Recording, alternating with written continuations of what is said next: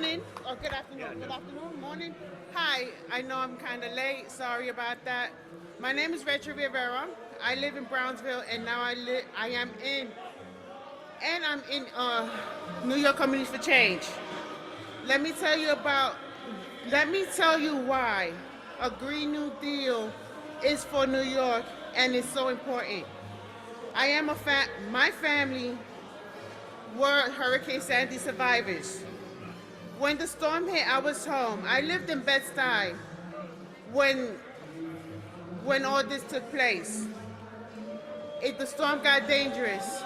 I heard a cracking noise coming from the storm, and I took my daughter out of the bed as my ceiling caved in onto her bed, and I lost everything. We ran out into the night with nothing. We lost everything. We were homeless, and the shelter system. My daughter still suffers from PTSD from the storm. She was just 5 when the storm hit. Now she she is 7 years older. She is a bright kid, but it's still not over. It is not easy. When it rains hard, sometimes she gets extremely anxious. Sometimes she even has to be hospitalized due to the storm. And then along came Maria. I am Puerto Rican.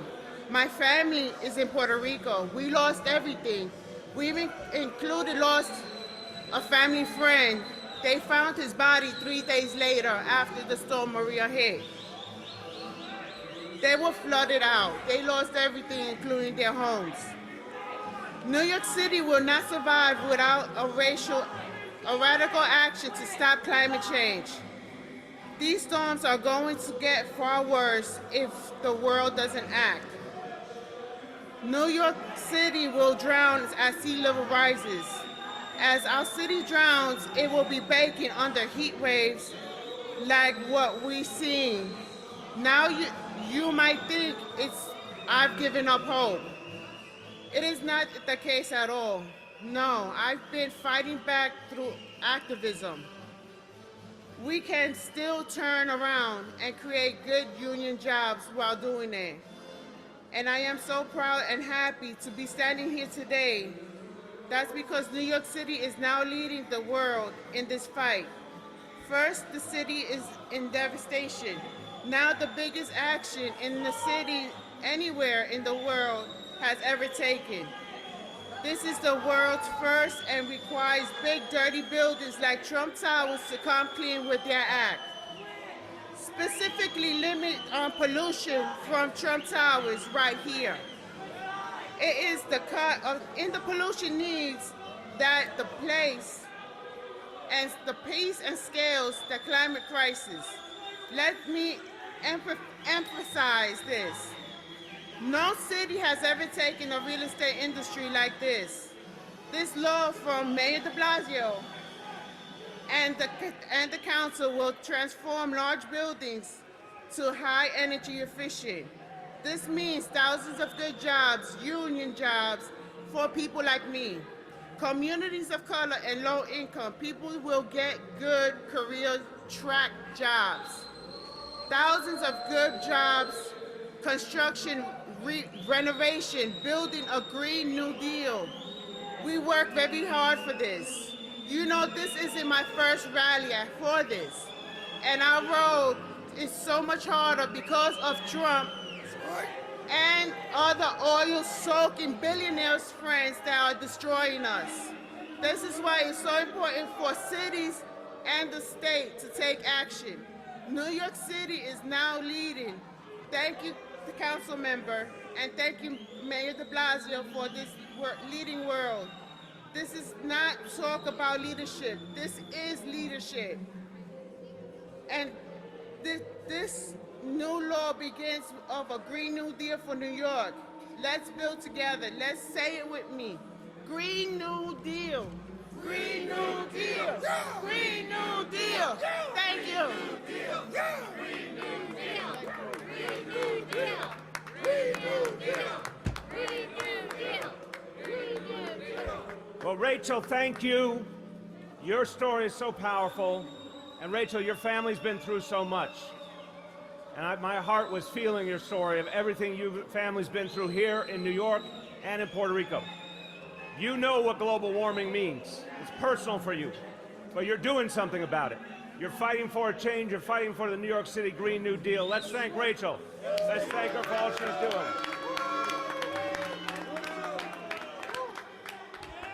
Well, everybody, the Green New Deal, the New York City Green New Deal is here to stay. It is bold, it is audacious, it is necessary. And we're making it happen here in the biggest city in the country.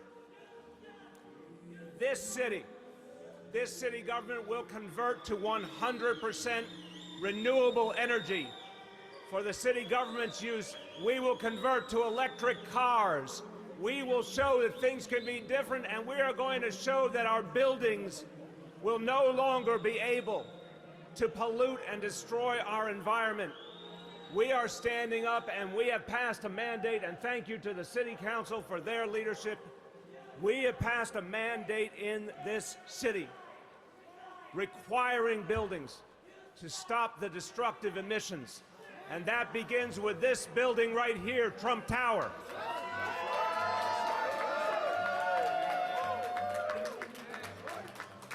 And clearly, the Trump organization is a little sensitive to the fact that we're calling them out for what they are doing to the climate and the way this building is a part of the problem, but we will not back down. We don't back down in New York City, do we? You're going to see today just how much Donald Trump and the Trump organization will owe the city of New York if they don't get right and they don't fix their buildings. And everyone here fought for the New York City Green New Deal. Everyone here helped to make it happen, and I want to call them out and thank them. I want to thank Unite Here, Local 100. I want to thank the Sunrise Movement. I want to thank the New York League of Conservation Voters. I want to thank the Professional Staff Congress. And of course, I want to thank New York Communities for Change. And thank you to Dan Zarilli and Mark Chambers of my team who led the way on the New York City Green New Deal. Now, when we announced the New York City Green New Deal, guess what? We were attacked by President Trump. We were attacked by Fox News. They called it crazy. You know what's crazy? Allowing our Earth to be destroyed by emissions. You know what's crazy? Buildings destroying the future for our children and grandchildren. What's crazy is accepting a status quo that's not working for working people. That's what we're standing up against. How bad is a problem that the president has created with these buildings? Remember, he's not just a problem because of his policies in Washington. He's a problem because his buildings are among the biggest polluters in New York City. Trump's buildings in New York City produce as much greenhouse gases as 5,800 cars a year. And we won't allow them to go on like that. So we have a message for President Trump and all the other big building owners in New York City. Cut your emissions or we will cut something you really care about. We will take your money. We will fine you. We will hold you accountable. Now, when I was coming in, I heard you all say it perfectly. And I want you to say it loud. Hear you say it loud enough.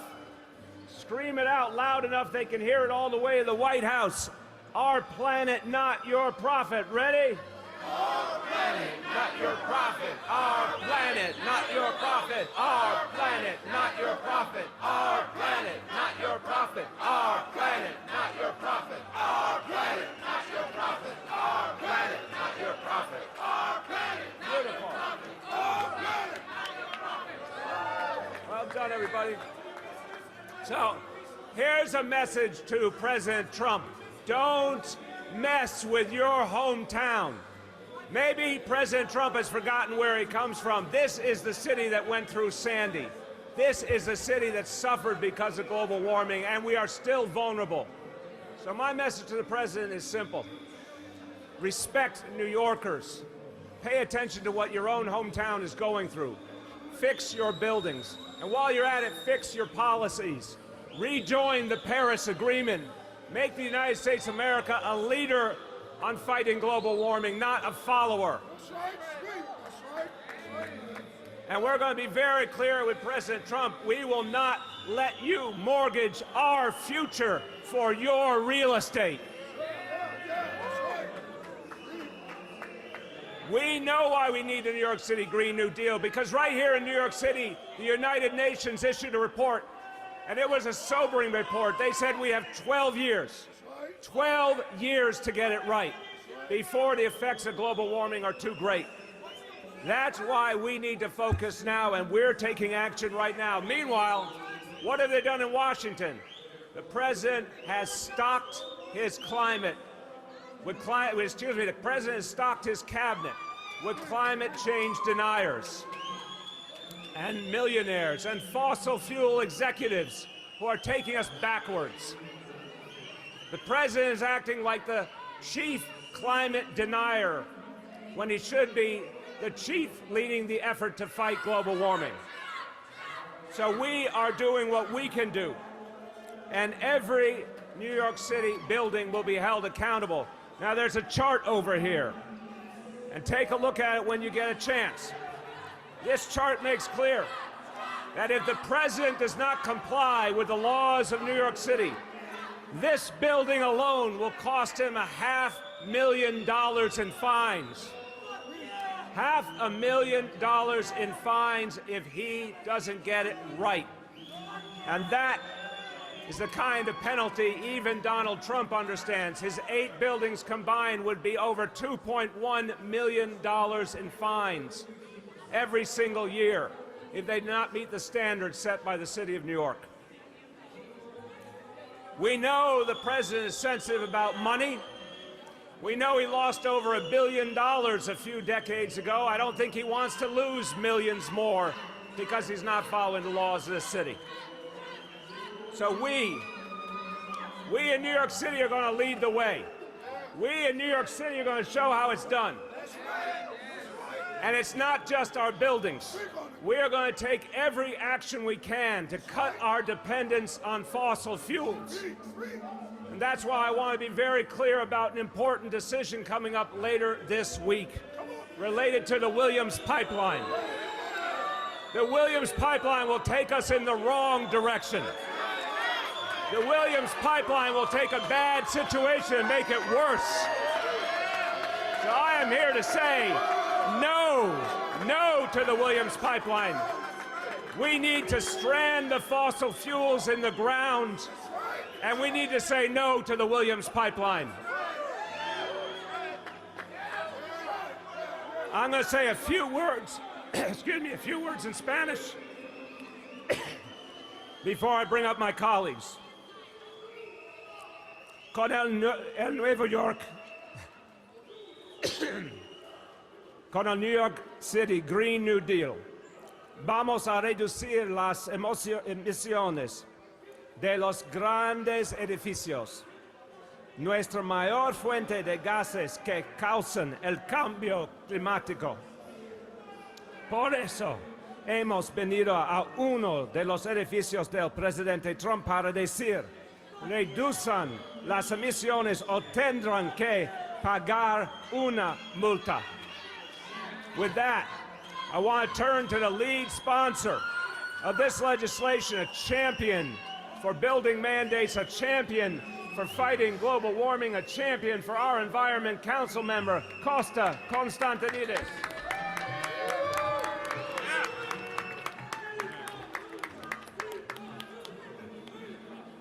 Thank you, Mr. Mayor. Thank you for all that you do on behalf of the people of the City of New York in fighting climate change nationally and internationally.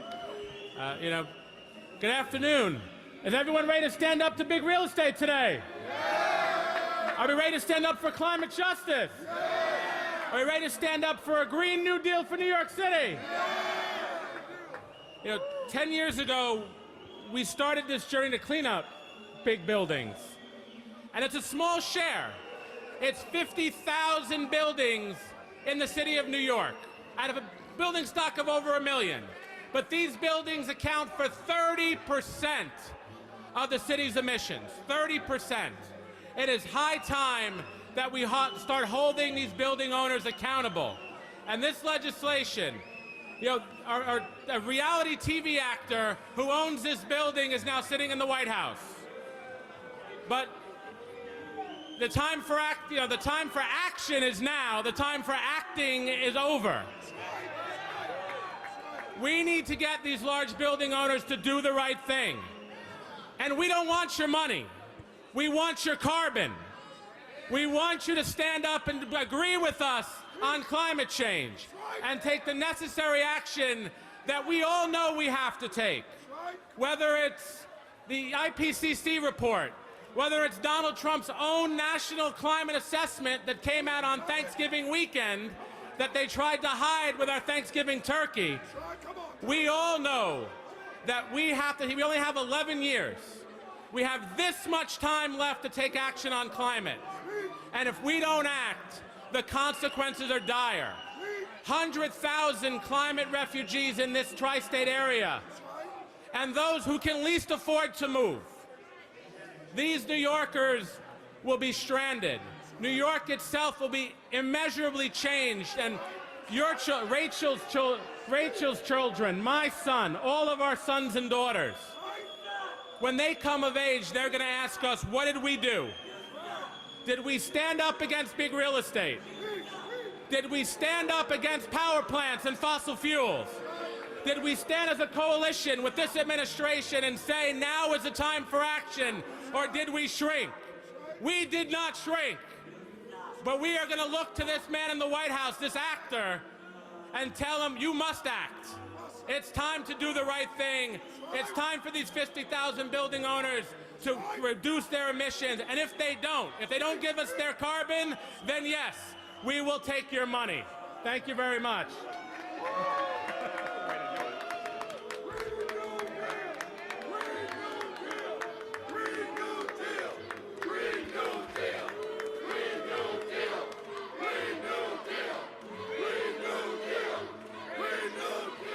We got one more speaker, and he fights not only for the climate and to retrofit our buildings, he fights for the jobs it will create for working people. The National Director of the Working Families Party, Maurice Mitchell. Thank you. Thank you, Mr. Mayor. Thank you, Councilman, for your intrepid leadership on this issue. And thank you, everybody here, the working people of New York, for standing up for a Green New Deal for New York. Again, good afternoon. It's an honor to be here with all of you fighting against climate calamity. You all know we're up against a ticking clock. We have a little more than a decade, like the council member mentioned, to turn things around for our children. And we talk about this countdown, but some of us are already feeling the effects of climate change. In 2012, like Rachel, I and my family became storm refugees when Hurricane Sandy wiped away our home and all of our possessions. And in the past few months, my family is from the Caribbean, and in our homeland of Trinidad and Tobago, we experienced the worst flooding in generations. When we throw our world out of balance, working class people, and especially people of color, feel it first. Not the robber barons of our day, right? Not Donald Trump and other billionaires and corporations. And that's true in the US, but also abroad. There's urgency, but there's also obstacles. Organized capital has taken advantage of our dysfunctional political system and set us on a path that put short-term profit ahead of the people and the planet. So we need to rally around solutions that meet the scale of the crisis we face, to challenge those in power and to demand real change. And that's exactly what New York City's Green New Deal does. And so I want to hear everybody behind me say this. Economic justice is climate justice. Once again, economic justice is climate justice. Economic justice is climate justice. And then I want you to say one more thing. Racial justice is climate justice. Racial justice is climate justice. Racial justice is climate justice. Thank you. Thank you so much. Because this legislation reflects years of hard work of activists, of people in the city council, of New Yorkers behind me in labor, working people across race, working people across sector, building this new Green New Deal for New York City. And it balances the urgency of climate change with protections for tenants and the elderly, as well as thousands of real jobs that create a real, vibrant economy for New Yorkers everywhere. This legislation is proof that regardless of the dysfunction in Washington, D.C., there are concrete steps communities around the country can take to save our planet. All we need is collective action and the political will. The Working Families Party has never been more committed to this fight, so we thank you all behind us. We thank you, Mayor de Blasio, the activists, the union folks, and the people in local government who have stood up for a Green New Deal for New York City. Thank you so much. Thank you again. Before we go to questions, I want to show some appreciation for the organizations that have led the fight for the New York City Green New Deal. Rachel, will you join me? I want to first give a certificate. Oh, wait, they're in here? Okay. This is for you and on behalf of all of the folks at New York Communities for Change who have made such a difference. I want to present it to you in their name, too, because New York Communities for Change has been the lead on this effort, and you've been the lead on this effort. I want to thank you. God bless you. Thank you. Thank you. That's it? That one? Okay. And everyone else, do me one favor before we take questions. To all the leaders, all the activists, please give your neighbor a round of applause.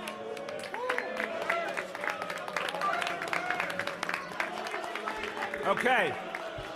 To the news media. We have questions from the media on this first, and then we'll go to other topics. That guy right there is yelling, "Fix the MTA." This guy. This is about a bill that was passed by the City Council that is very clear and serious about the consequences for building owners who do not comply with the law. These buildings are a big part of the problem, and we're making it very clear. It doesn't matter who you are. Even the President of the United States has to abide by the law of this city.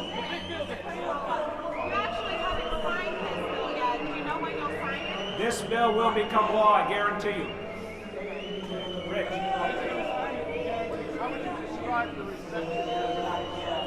Well, it's so nice of them to serenade us here at Trump Tower. But clearly, they're uncomfortable about the truth. So we're saying the Trump organization is part of the climate crisis because their buildings are polluting. And President Trump is taking us away from the solutions we need to global warming. So we come here to say it in a public place where people are allowed to assemble, exercise our freedom of speech, and this is how they respond. Clearly, there's something they're worried about. Why do you fix the MTA?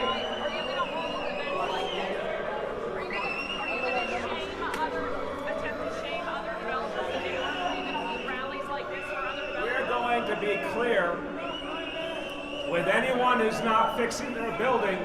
We're going to let them know that they're out of compliance. And it's important for all the landlords to get the point. This is about our existence. This is about our survival. They have to fix this problem. If they don't, there are very serious, serious penalties. You said the Trump properties are among the worst polluters. Who are the worst polluters? Let's see if our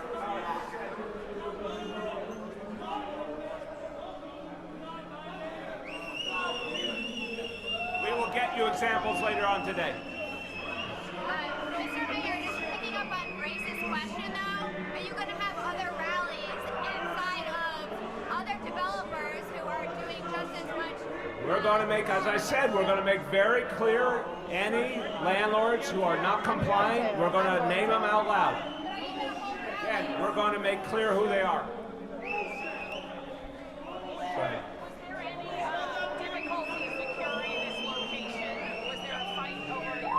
you'll have to ask the team. It's a public place, and that's this, as I understand the law governing this place. This is public space where people are allowed to express their views. Given the circus-like atmosphere in here, is this a good place to get your message out? Look, had the weather cooperated, we would have been outside. That was the original plan. But it's a public place, and you know what? In New York City, we're perfectly tough. If people want to offer their opposition, it doesn't change me one bit. Doesn't change anyone here. Rachel just walked in and heard all that. She didn't blink. So anyone has a problem with saving the planet, I got a problem with them. Who hasn't gone? Go ahead. Off topic. Can we do off topic? We're going to that in a second. Anything else about this? How did you get here today? How did I get here? Yes. Mr. Mayor, just to confirm, are you going to release a list of every developer who might be fined in 20? We will release a list of the ones that are the most problematic buildings. In terms of signing the legislation, though, that Anna asked about, some people are saying, you're holding all these rallies, promoting it for your presidential ambitions. You haven't actually This is a piece of legislation that I announced years ago we would achieve exhaustive negotiations with the buildings community. We got to a consensus with the city council. We passed it. This has been years in the making. It will become law. Why wouldn't you have this at the worst polluter? I mean, it seems obvious that this is a political... Because this clearly sends a message to all the landlords in New York City that no landlord is exempt from this bill, not even the President of the United States. Doesn't that speak to the threat of political retaliation here towards a public building in New York City or privately held building in New York City? But couldn't having this event here also send a message that this might be a political retaliation towards a privately held building in New York City? Now, look, I've said many times that we understand Donald Trump's approach. He always tries to be a bully, and what we know as New Yorkers, you just take on a bully. Never back down in the face of a bully. So his buildings are a part of the problem. He's got to fix his problem. He also is the biggest part of the problem in this country when it comes to climate change, because he took us out of the Paris Agreement. We're going to confront that. We're not going to shirk from that.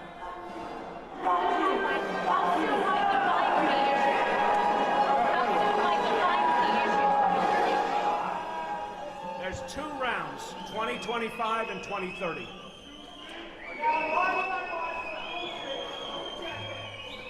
Are you concerned that the protesters are going to overshadow what you came here to do today? Not at all.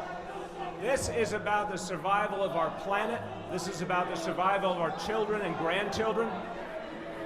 They're just music to my ears, because it means we're doing something important here in New York City.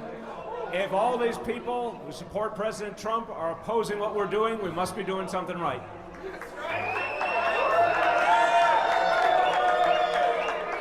you in touch with Alexandria Ocasio-Cortez about the federal version of this, since you borrowed the name? Yeah, I support the federal bill, Congressmember Ocasio-Cortez and Senator Markey's bill. I've been very supportive of it. She's been supportive of the New York City Green New Deal. Anything else on this, Willie? The sign behind you says failed mayor. The sign behind you says failed mayor and worst mayor ever. Why is that music to your ears? It's music to my ears any time that we're doing something important in New York City that's going to make this city cleaner and greener, and people who want to keep us backwards oppose it. It means we're doing something meaningful. When you get opposition from Donald Trump and Trump supporters, you're doing something right. Donald Trump called the New York City Green New Deal crazy. That is the finest endorsement of the New York City Green New Deal I could possibly imagine. You've talked about wanting to extend New York policies. You've talked about wanting to extend New York policies around the country as you talk about possibly running for president. Should we look at this in that context of you trying to... I've said repeatedly, whatever I decide, I'm going to spread all over this country the examples of what we've done here in New York. The Green New Deal in New York City, and particularly the building mandate legislation, is the most advanced plan on earth by any city to address global warming. I expect cities all around the world, all around the country, are going to look at this plan and are going to adopt it. Just like we've seen cities all over America pick up on our pre-K plan or Vision Zero or our affordable housing plan, we are showing that you can make real progressive change on the ground here. And this legislation is groundbreaking, not just in terms of the United States of America, in terms of the world. And it's the shape of the future. Last call. How much will the city have to pay to make retrofits? How much will the city have to pay to make retrofits or upgrades on its own buildings? The city's plan is $3 billion. And in the recent executive budget, we added 60 million more because of the mandates in the legislation that also required us to go farther on our own public buildings. Is that 10 year, the whole city plan is 10? It started several years ago, but the total time frame is 10 years, $3 billion. When did it start?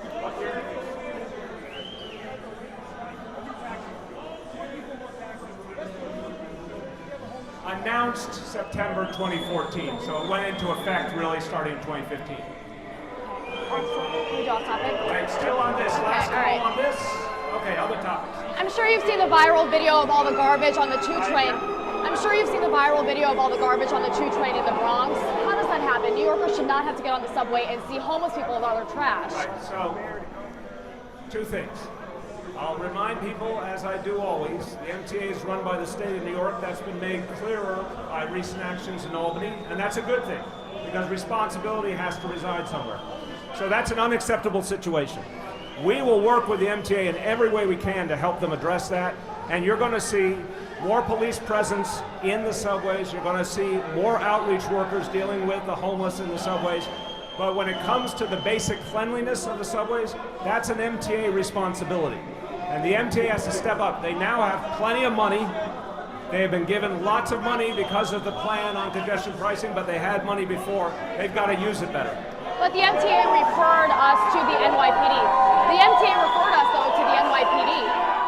Yes. On questions of the cleanliness of the subway, that's not the NYPD, obviously. Okay. That's the MTA. On questions of addressing homelessness, we work with the MTA. We have outreach workers from Homeless Services, NYPD, specially trained patrols. Both of them are going to be stepping up because we really want to address this problem once and for all. Our shelter population is starting to go down. We've had a lot of success getting people off the street who are homeless. We now need to focus more on the subways.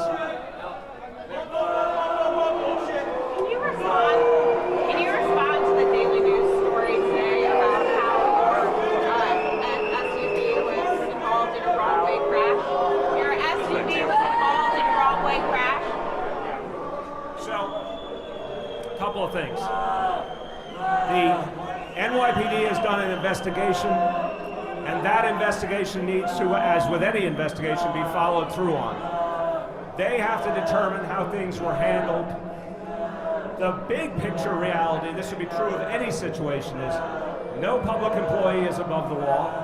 Everyone has to follow the law. When it's an NYPD situation, sometimes there is a specific security reality or some other reason why they do something exceptional. But they have to come to that determination. I don't have memory of the details of that incident, but I can say that no one's above the law, but the NYPD has to determine what happened in that case. Wait, just a follow-up. You're saying that they're still investigating? No, I'm saying they have to let you know if they think things were handled appropriately or not. Okay, and you don't remember? I don't remember that at all. No. When I'm in the car, I'm usually on the phone, reading emails, reading papers. I don't remember the specifics. I remember a very minor incident. Good excuse, you don't remember. With the Democratic Party becoming increasingly diversified, with women, minorities, people of color taking control, you're considering a presidential run. Nearly 2,000 people are running. A lot of them are straight white male, fitting also your profile. Why run for president? Why consider it, given the profile of the party? I don't think it makes sense to speak to that until I've come to a decision. I've been talking to my family. We will make a final decision this week and we'll announce it this week. But until I've come to that decision, I don't think it makes sense to speak to that. I would say a broad thing about leadership. What matters with leadership, and I lead the most diverse place on earth, is a leader who can understand working people, everyday people, and respond to their needs. It doesn't matter what their demographic background is. Aren't there any other candidates who do the same thing though right now? I guess almost 2 dozen candidates. There are many. Again, it's just not time to speak to that. It's important. Is it important for a leader to be unflappable in a situation like this?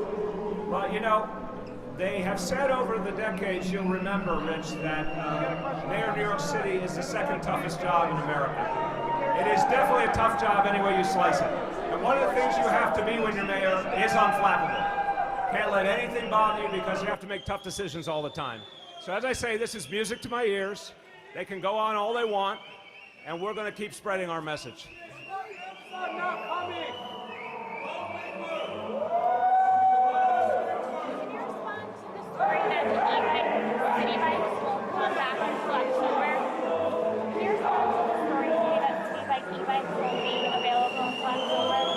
This is about city e-bikes. I need to get an answer on that. I don't have the timeline of that. Just in general, don't you think it's time for the city to subsidize that form of transportation? I believe that the way we've handled City Bike is the right way.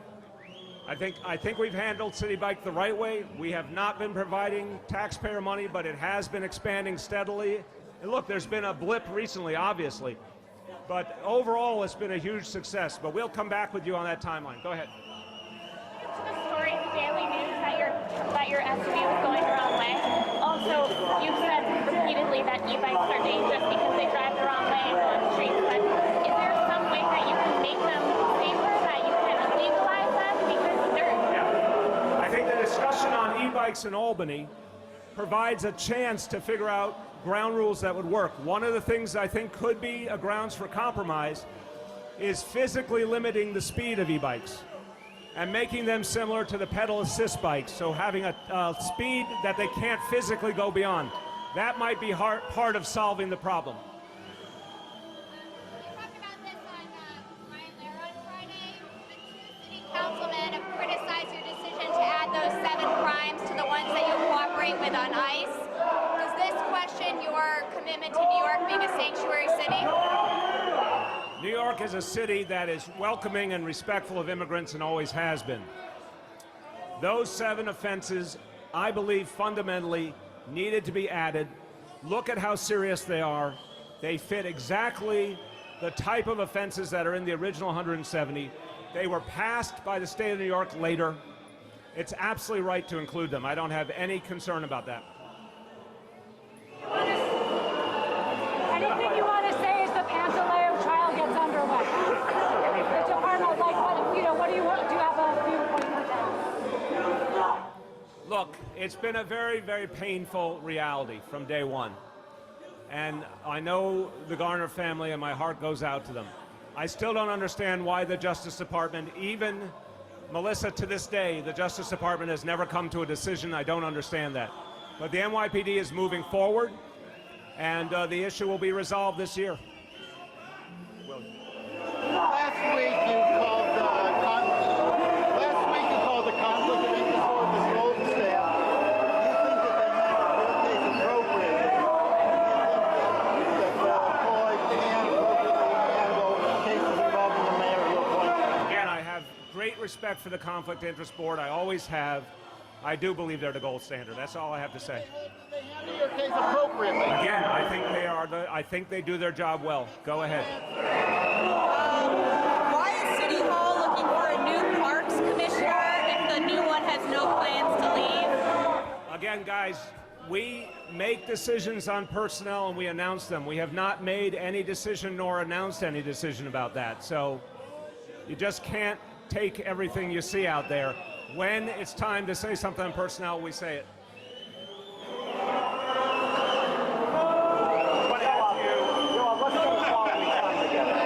When you're in your vehicle and your security detail drives on the wrong side of the street, have you ever thought to ask them not to do that? I don't really remember times when they did that. So if it's happened from time to time because of a specific security situation, that's up to them. I trust NYPD to make the right decisions, but I have not witnessed or been aware of something like that. Okay, anything else on this side? Going once? Okay, Willie. Does all this make you more or less likely to want to run for president? It's another day in New York City, Willie. I'm not surprised by this at all. Doesn't bother me one bit. We are here to talk about the New York City Green New Deal. We don't care if people want to hold us back. We're going to fight for the New York City Green New Deal. Thank you, everybody.